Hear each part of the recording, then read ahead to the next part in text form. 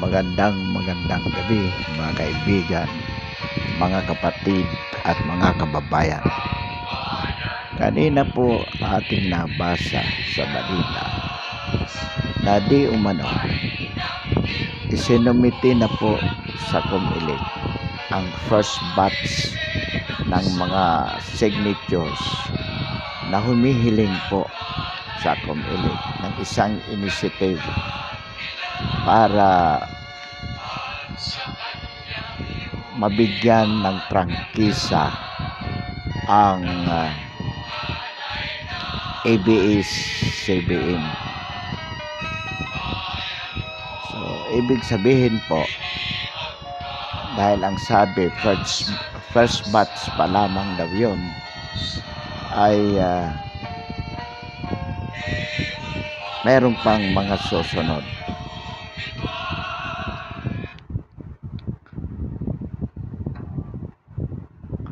Una po, ang ating katanungan dito. Ang atin pong katanungan dito,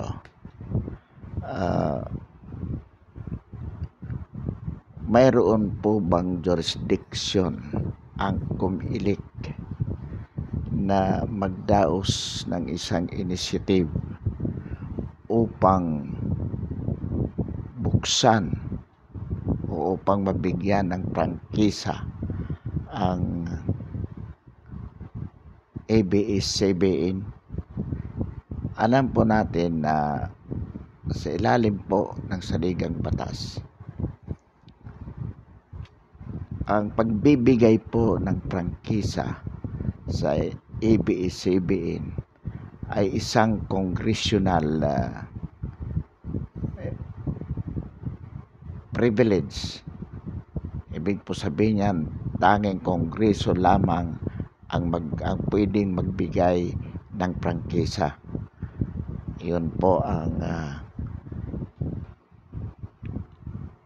nakasaad po sa batas o sa saligang batas. Ngayon po, ano ba ang initiative? Ang initiative ay isang pamamaraan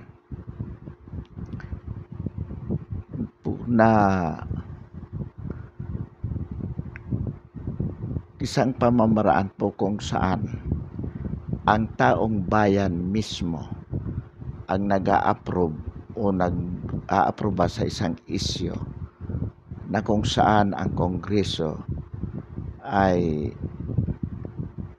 hindi binigyan ng pagtalakay ang isyong ito, kung kaya ito ay sinusumite sa sambayanan para sa kanilang direktang pagtalakay kung dapat bang gawing batas o hindi ang isang panukala. So yan po ang initiative. Ngunit ang atin pong concern dito,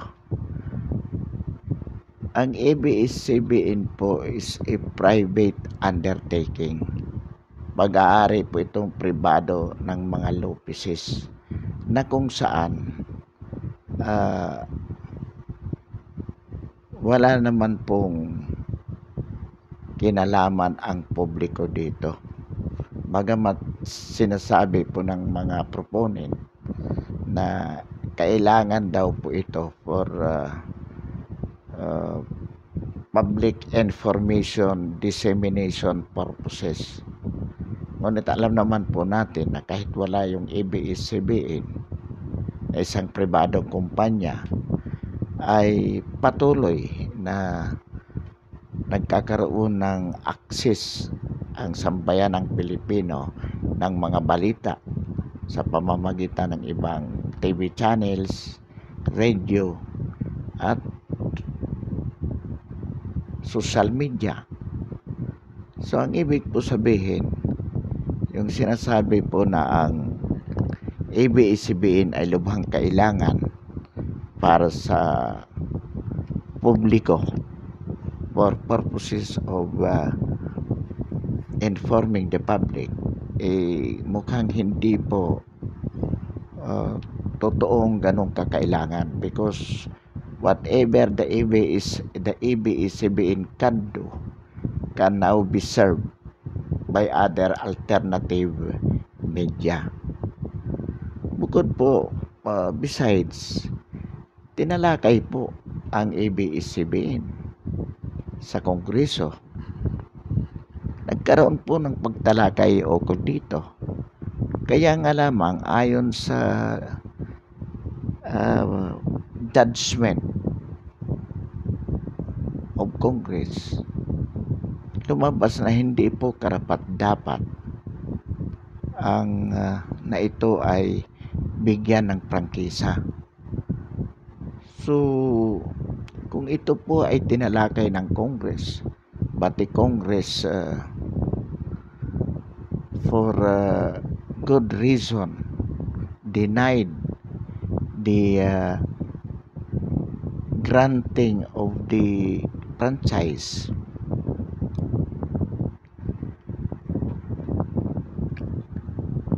sa ating palagay po, walang basihan ang initiative na ito, because initiative can only be a substitute where Congress failed to do its job of taking into consideration a very important issue.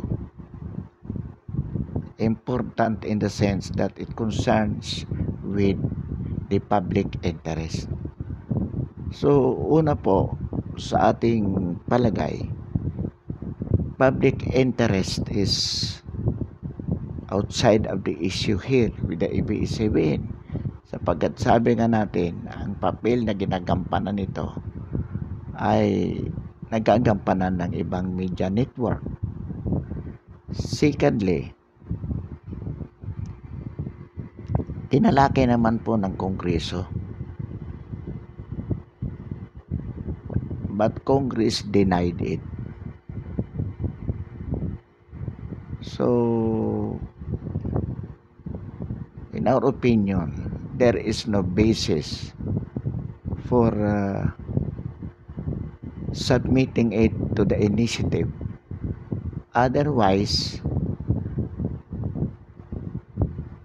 it is overstepping Congress. Ganun po ang mangyayari. Pangalawa, this is a private ownership. So, we believe that COMELEC has no jurisdiction over the issue. Therefore, it should not entertain. Another thing, ang sinasabi po ng saligang batas tungkol sa initiative, 3% of the voting population. So, kung ilang milyon ang voting population sa bansa, the required signature is 3% of the total voting populations of the whole country. Hindi lang po yan Metro Manila. Because ang involved dito, ang ABS-CBN is nationwide. So, as to signature requirements, we believe for it to be substantial, 3% of the total voting population of the whole country. Yun po ang magiging requirement as the voting requirement. Then it's being a public interest na kung tutuusin, sa tingin natin wala na naman pong issue yung tungkol po dyan, sapagkat what ABS-CBN can do is now being done by other alternative networks and media. Again, yung sinasabi po natin, hindi naman ito, Congress did not fail in taking consideration the issue. In fact, it did, but denied because of valid grounds. Halimbawa po dyan, yung unpaid loan sa DBP na 9.5 billion. Yung mga unpaid taxes na. That is a violations. Kung if assuming the COMELEC would take cognizance of that petition without first asking the ABS-CBN owner to comply with its financial obligations to the government, then that would be, COMELEC would in effect be allowing unlawful undertakings. That would constitute a grave abuse of discretion on the part of the COMELEC, assuming COMELEC would take cognizance of the said petition. So, ito po yung legal aspect. Pero bakit ba pinipilit po ng mga proponents na ito ay daanin sa initiative? Maalala po natin na after the denial by Congress of the granting of the franchise, nagkaroon po ng bill na mismong si Senator o si Senate President Soto ang proponent, where 15 of the senators, incumbent senators, have manifested their willingness to approve the bill in the Senate. At sa lower house naman po, nandyan si Vilma Santos Recto.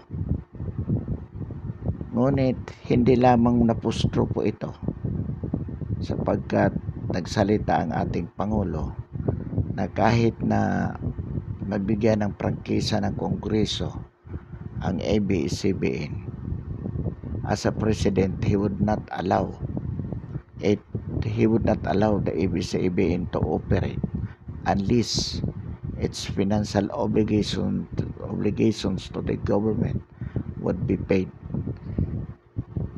Kaya po medyo at criticize din po ng sambayanan yung ganong move ng Senado. So ano po ipinakikita natin dito? Ano po ipinakikita o what is being implied by these moves of the Senate, of the lower house, some members of the Senate and some members of the lower house, including ngayon itong petition before the COMELEC to hold an initiative relative to this ABS-CBN franchise. Ano po ang ipinakikita nito o ini-imply nito? Nabanggit po natin sa ating vlog kahapon po na kaya ang kalagayan ng ating buhay, kalagayan ng mga Pilipino, at kaya ang pamahalaan natin ay nagiging corrupt dahil po unang-una sa sabuatan ng mga corrupt politicians at ng mainstream media. At ito na nga po ang makikimaliwanag na halimbawa po dito. Itong pagsisikap ng mga politicians na from their own initiative mabigyan ng prangkisa ang ABS-CBN. Take note po na ang background ang pagkakasara ng ABS-CBN.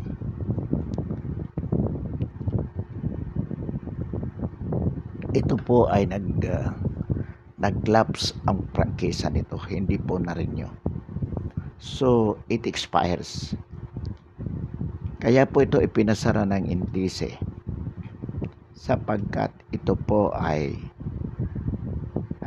ang prangkisa po nito ay nag-expires, nag-lapse po. So, yung tinalakay sa Kongreso tungkol po sa ABS-CBN ay renewal for its license o franchise, which was denied because of some legal grounds.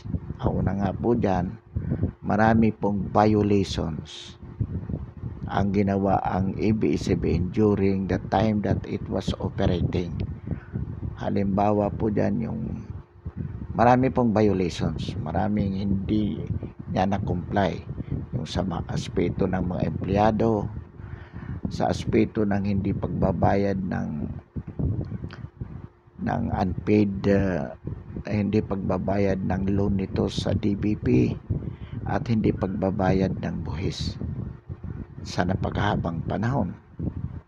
At ganoon din po yung natuklasan na hindi nito binayaran ang mga properties na na-acquire nito noong 1986 after EDSA Revolution, kung saan basta ibinigay turn over lamang ni Cory lahat ng mga properties ng ABS-CBN,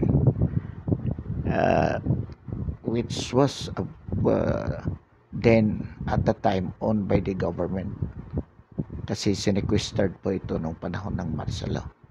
So maliwanag po dito na kaya hindi na-renew ang prangkisa sapagkat maraming violations nung ito ay nag-operate pa rin.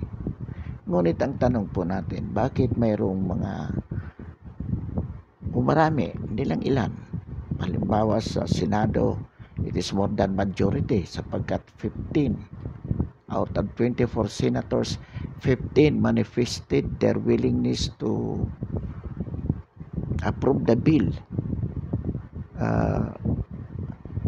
granting franchise to the ABS-CBN. At dito rin naman sa Kongreso, no less than sa lower house.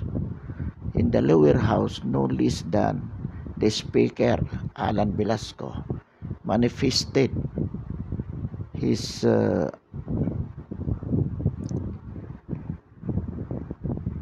willingness na mabigyan ng prangkisa ang ABS-CBN. At mismo itong si itong former Senator Trillanes, isa sa mga dahilan kung bakit gusto niyang maging pangulo ng bansa. In fact, he manifested already to run for president this 2022 election because gusto niyang mapabalik sa ere ang ABS-CBN. Ito ang isa sa mga flagship ng kanyang presidential campaign para mapabalik ang ABS-CBN sa ere. Ang tanong po, bakit? Ito po yung sinasabi natin na dahil po ang mainstream media at isa na nga po dito yung ABS-CBN at ang mga korap na politiko ay mayroon pong sabuatan, sindikato po. At dahil sa sindikatong ito, ang Pilipinas po sa napakahabang panahon ay nalugmok sa kahirapan.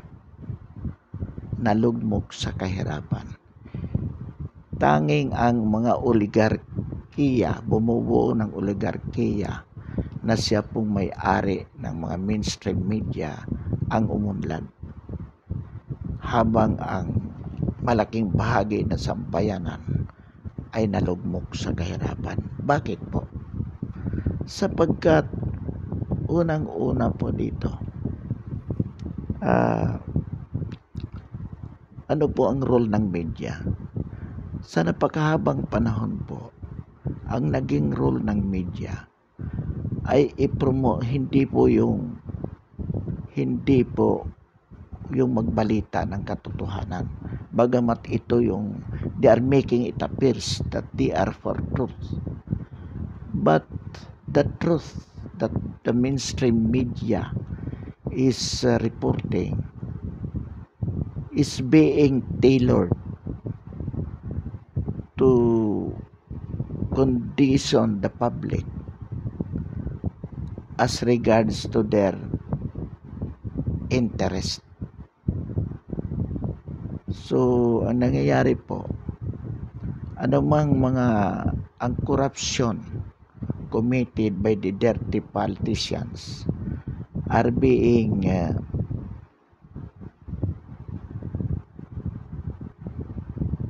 tailored to make it appear na these dirty politicians are working for the good of the people. So the mainstream media acted as their public relation officers.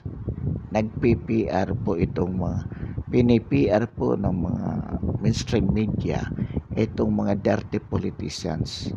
Pinagaganda ang kanilang image sa publiko.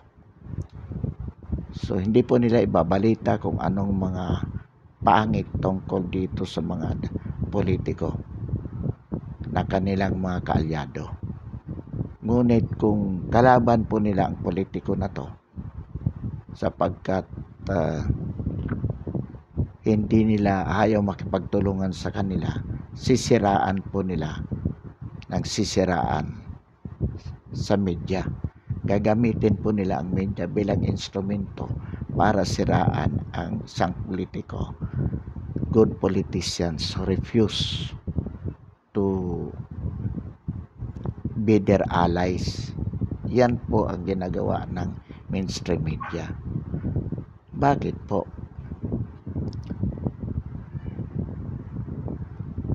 Bakit ginagawa nila ito? Why the mainstream media instead of observing the public as their duties ay nakikipag-alyado sa mga politiko, sapagkat itong mga politiko din po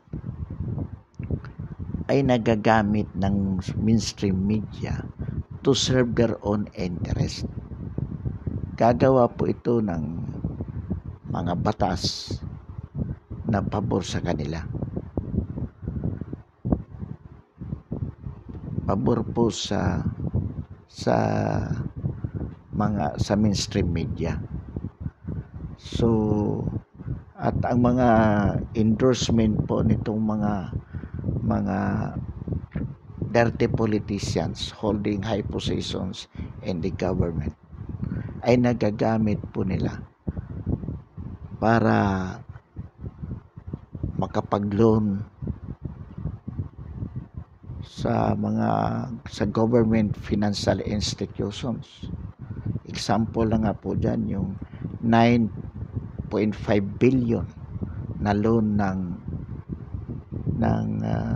ABS-CBN sa DBP na hindi binayaran. Hindi na nakakapagbayad pero nakakapag-loan pa rin. Bakit po? Dahil sa mga endorsement ng mga matataas na politiko na nagagamit ng mga media, ng social media o rather ng mainstream media. So in other words,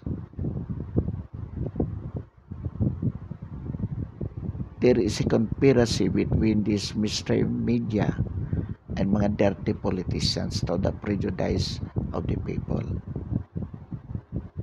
Yan po ang nangyayari.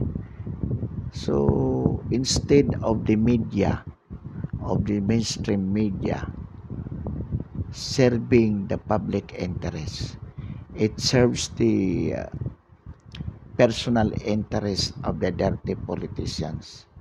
In return, the dirty politicians provide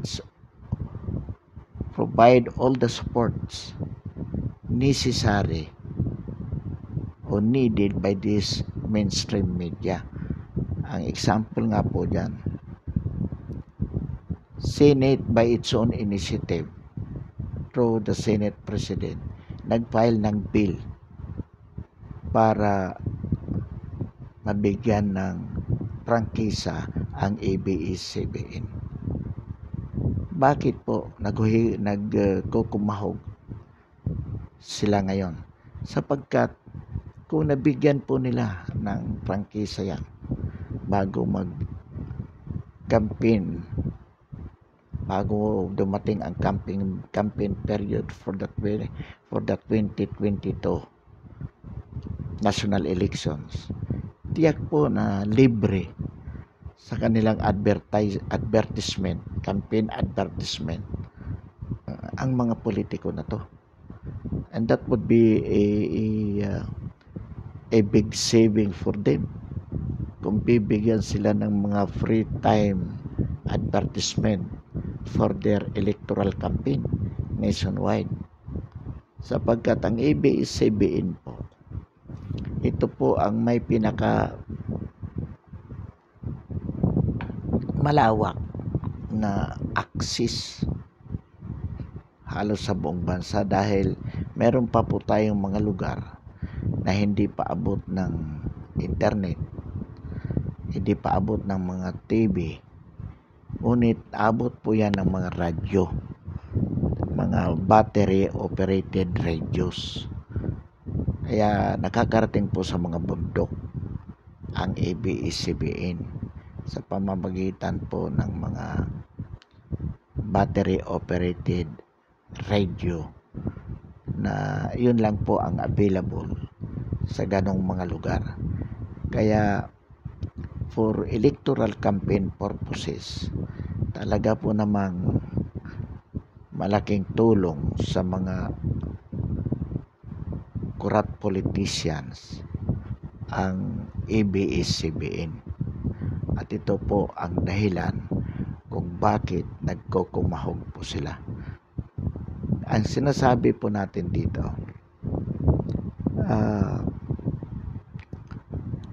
ang pagkakasara po ng ABS-CBN is a big leap for our incumbent president's campaign against the oligarchy in the Philippines, na kung saan itong mga bumubuo ng oligarkiya na ilang mayayaman sa ating lipunan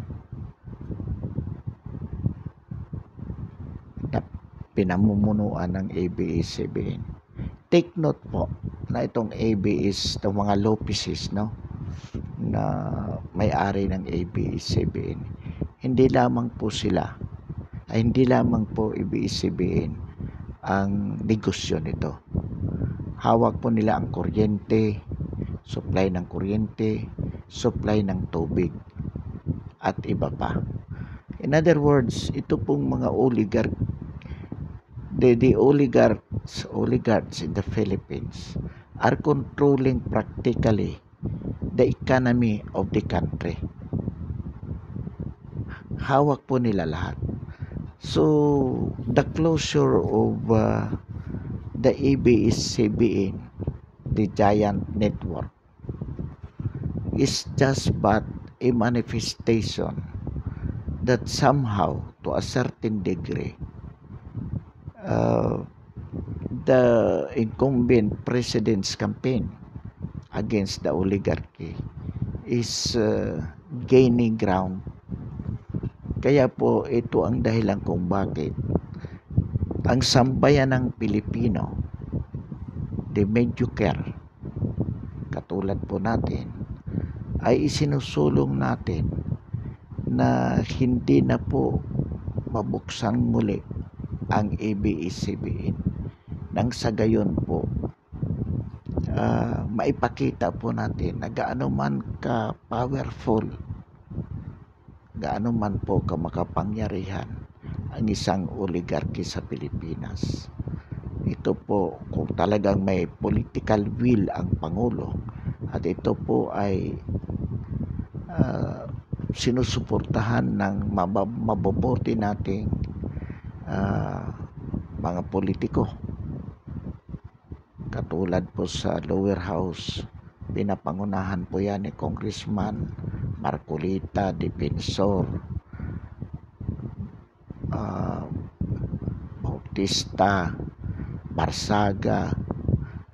So, yung kanila pong mga kasamahan dyan, hindi po natin mailang ang mga pangalan, but we take this opportunity to salute these people who really investigated the violations of the ABS-CBN, and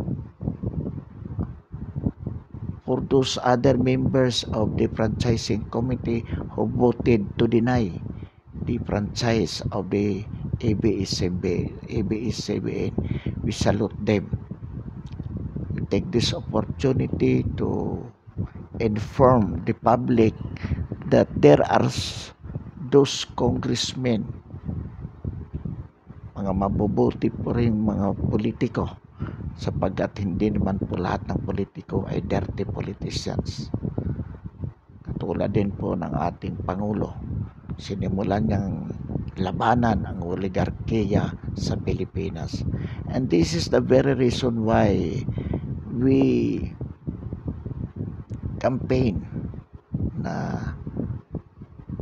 to send the message to the oligarchy na talagang unti-unti na po natin magkakaroon tayo ng pagbabago.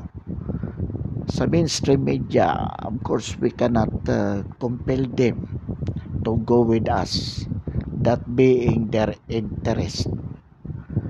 Pero ang YouTube po at ang itong internet technology, YouTube and the Facebook, somehow play a very important role in the people's fight for their interest against the interest of the oligarchs na siya pong kumukontrol sa ating buhay.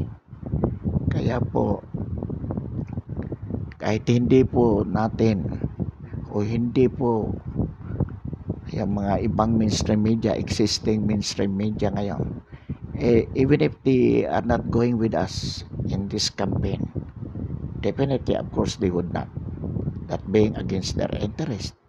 Pero itong mga maliliit na mga YouTube vloggers ngayon, katulad po ng ginagawa natin, ay malaking bagay po ito para isulong ang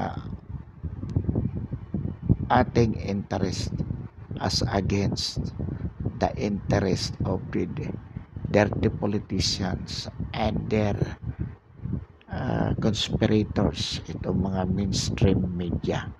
Pansamantala po atin tatapusin ang ating talakayan upang muli ay ating pag-usapan sa mga darating na panahon, lalo na po na mayroong isinusulong na petition. Susubaybayan po natin ito at atin po laging tatalakayin upang may parating sa sambayanang Pilipino. Magandang gabi po at maraming salamat. Bilang suporta po, we invite to support our YouTube channel, ang ating paninindigan sa napapanahong isyu ng lipunan. Uli, good night.